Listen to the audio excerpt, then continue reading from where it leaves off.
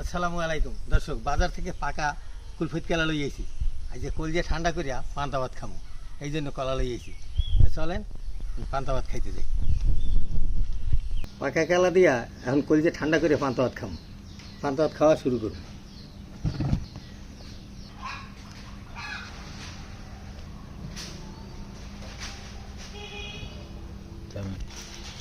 কসলাই লই কেলাগুলা, কেলা একবারে ঘ্যাস উঠে গেছে, এত সুন্দর পাকছে।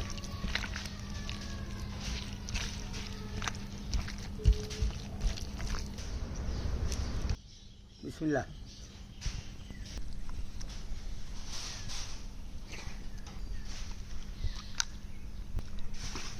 দর্শক, আমার কলজি একবার ঠান্ডা হয়ে গেছে। পান্তা ভাত আর পাকা কলা, সেই মজা। আর ভালো থাকেন, সুস্থ থাকেন। আগামী দিন নতুন ভিডিওতে দেখা হবে।